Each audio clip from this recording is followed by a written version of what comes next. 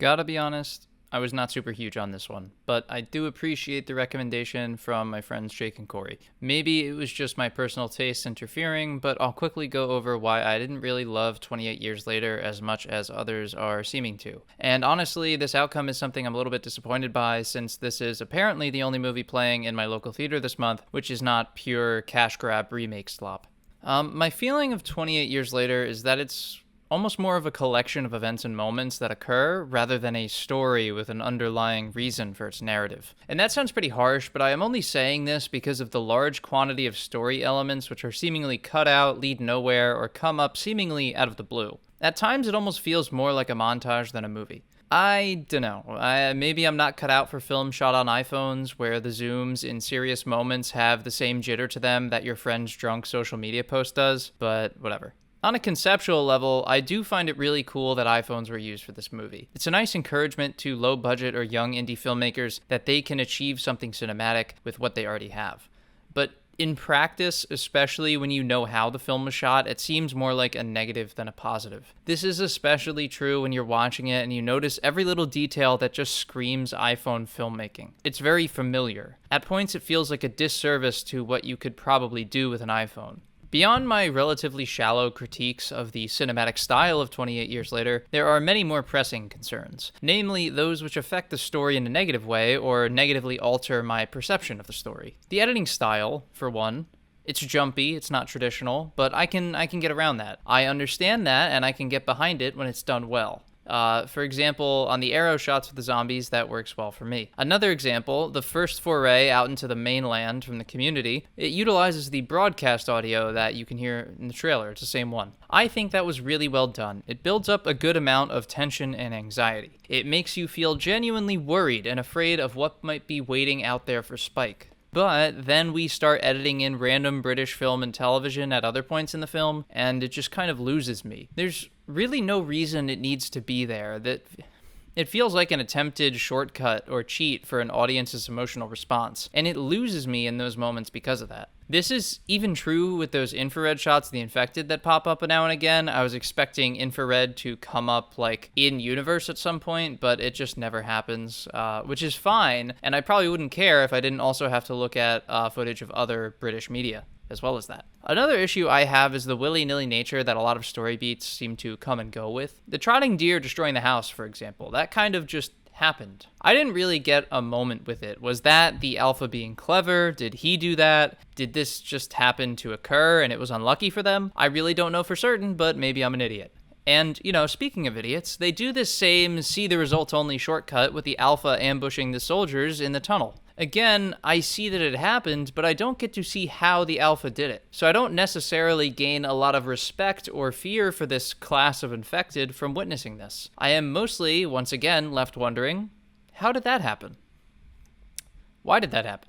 And hey, maybe I'm nitpicking. Maybe I'm focusing too much on minor logical elements rather than appreciating the story that they're trying to tell me. And sure, I grant you that. In fact, I won't even bring up whatever happened when Spike fell asleep and his mom had to bash in the skull of an obese infected, seemingly in her sleep like she was activated like the Winter Soldier, and this somehow didn't wake up Spike at all. I'll ignore that. But what I can't ignore is the clear and obvious short selling of so many narrative ideas throughout the course of the movie. In the bailout that Spike got that I just mentioned, I initially thought that maybe his father had tracked him and his mother down. I thought that maybe his father would go on the journey with them and maybe lose his life trying to protect them. Maybe in this way he'd make amends for the affair that Spike caught him in earlier in the movie. That would have been some interesting character drama, right? It would have been an arc. Yeah, I think so. It also would have forced the father character to confront his core beliefs when, later on in Spike's journey, the infected birthing happens. Earlier, the father claims that the infected souls were gone once they were taken by the virus, but can something soulless, like he claims, create something that seemingly has a soul? How does that work? How would Spike's dad reckon with that if he saw it? I guess we'll never know.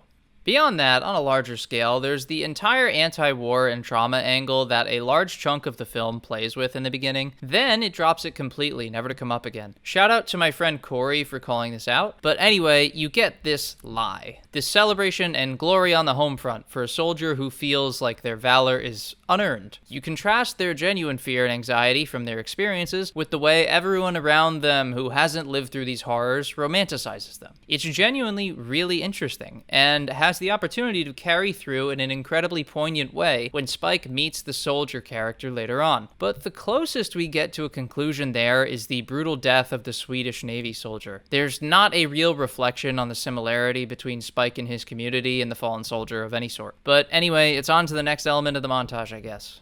And then we just kind of skip through the emotional beats too. I think there's maybe like 6 minutes tops between us confirming that Spike's mom is dying and concluding her goodbye with the placing of the skull on top of that pile. I give credit that this was a poignant moment that worked for me, but where was the breathing room? Where were the prior moments of clarity from his mother? Where were the hints or subtle cues from her that suggested she did know she was dying and did want to tell Spike, but couldn't bring herself to crush him like that? It just feels kind of lesser without it, and it feels like you remove agency from her as a character without those scenes. It feels more like we're being told that this thing is happening, and then it wraps up before we even got to explore the most interesting parts of what that thing happening might lead to. For my money, the only thing that truly felt like it got room to breathe in this movie was the doctor's graveyard. I really liked the collection of scenes that took place there. They all really worked for me, even if they were underserved in many ways. But even then, we're out of there in the blink of an eye. The Alpha comes back, he attacks, he's dealt with in like 30 seconds tops, and then we're on our way without so much as any real goodbye. Baffling stuff, honestly. And, like, for what?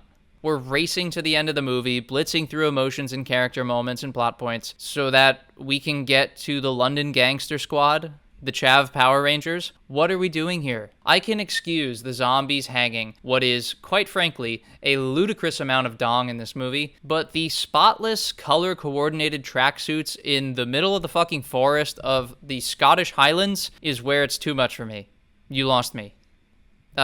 Honestly, really great performances from a surprisingly loaded cast. There's a lot of interesting ideas and some really cool vistas, but that's not enough to redeem the many baffling and seemingly random choices that 28 years later decides to make over the course of its runtime. I honestly didn't love it. I don't even think I really liked it. It was certainly unique, though whether that helps or hurts the film, I struggle to say. I give it 2.5 out of 5 stars. You'd probably like it if you're British. Again, not sure if that statement is good or bad. But if you're on the fence, check it out. It's better than throwing money at more remakes that no one needs. Until next time.